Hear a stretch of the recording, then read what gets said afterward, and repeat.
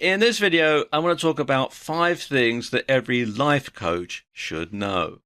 And these are the sort of things that they probably don't tell you when you take other courses on how to be a life coach. Okay, the first thing is you'll probably feel like a fraud when you first start out. I know that's a strange thing to say, but it's perfectly normal to feel this way. Life coaching isn't a real job in many people's eyes, but it is a real job. You help people and you provide a useful service and you get paid for it. But a lot of people have a problem with that. A lot of people, they may think, well, it's not a real job. You don't go out 9 to 5. You don't wear business clothes. You don't go to an office. You don't have a very sort of structured way of earning a living. And so some people think, well, it's not a real job. Well, actually, it is a real job. Now, just like every new startup, you'll probably find it hard going in the beginning.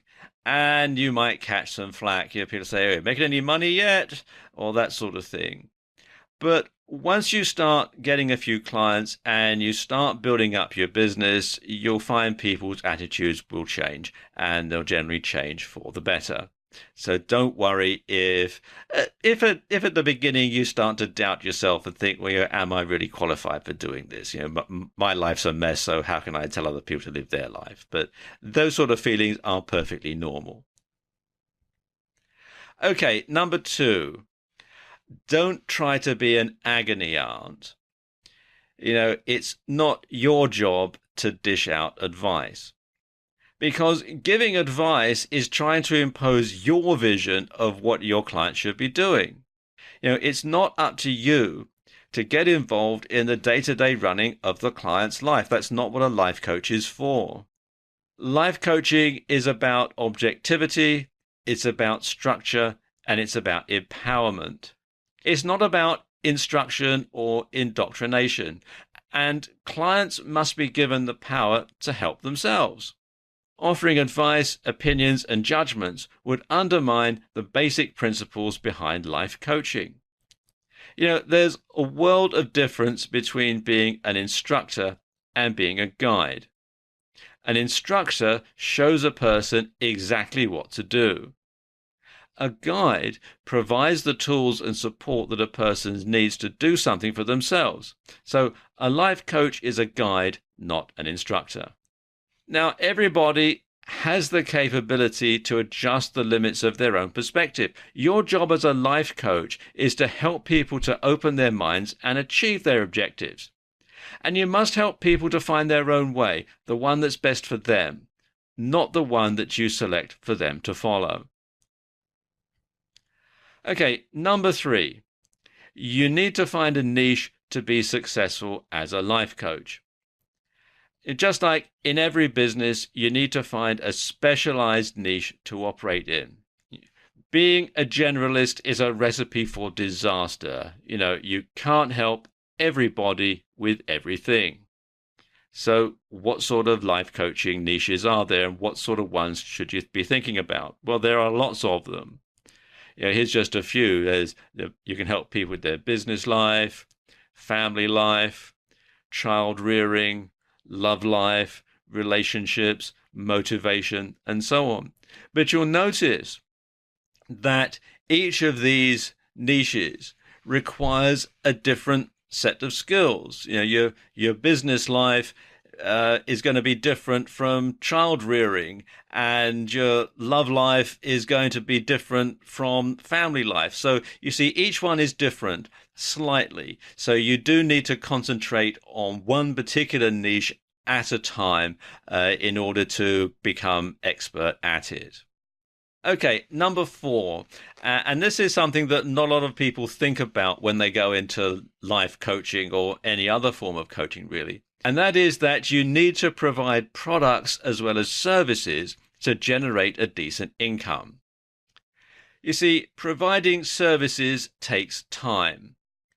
And you'll find that there are periods of inactivity between the times when you're providing the service. You can only do one thing at a time when you're providing a service. And particularly if you're going to do one-on-one life coaching, then you can only help one client for each particular block of sessions. And even highly paid services like motivational speaking are not required all that often. You might hear a story about some highly paid motivational speaker, and let's say they get paid $10,000 to do a seminar or something like that only takes 3 or 4 hours to do. And you might think, wow, I could do one of those a week, $10,000 a week. Well, then you find that, well, actually, they only do maybe 2 a year. Well, that's only $20,000, and all of a sudden it's not quite so highly paid. So you do need to be able to have some means of bringing in some income when you're not actually out there earning it by providing the service. So what sort of products are we talking about here? Well, first of all, we're talking about books. And they can be regular books, or they can be ebooks, or they can be Kindle books.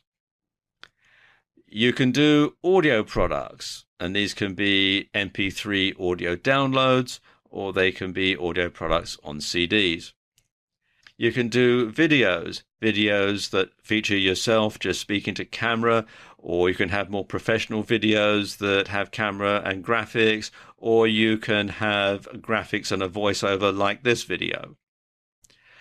And finally, you can have self-help and study courses, and these are more structured, and you probably won't want to start launching these until you've been a life coach for a while, because you can draw on your experience of helping clients for the information and the pace and everything that you want to put into a self-help or a study course. Now, in addition to boosting your income, these things help to establish your credibility as a life coach. In fact, a printed book in particular can establish you as an expert in many people's eyes. Okay, finally, number 5. You're going to need a significant online presence to stand out in a very crowded field. So you're going to need a website, definitely. You're going to need a blog. You're going to need a newsletter that you send out to your potential clients on a regular basis. You're also going to need a pretty extensive social media presence. You're going to need a Facebook page, and you're going to need a Twitter feed. And of all these, I would say that the most important ones, the ones you really want to concentrate on the most, are your blog, your newsletter, and your Twitter feed. They are the ones that will probably get you the most exposure and probably generate the most clients. Now, some potential clients might be a bit bashful about approaching you. There is still a bit of a stigma. Some people equate life coach with, I don't know how to live my life properly, and that equals failure. Now, that's not true. We live in more enlightened times today than years ago, perhaps. But that is still something that some people might have at the back of their mind. So you need to be able to counter that. So you need to put plenty of useful information out into the public domain to encourage potential clients to take things further.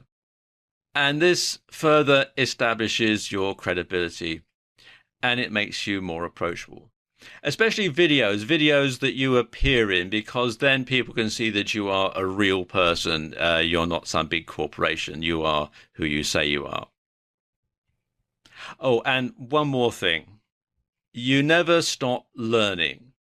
So go on courses and seminars, buy books, ebooks and videos by other life coaches, and subscribe to their blogs and newsletters, and keep expanding your knowledge, because you always keep learning. So there you go. That's 5.5 things that you ought to know if you want to be a life coach.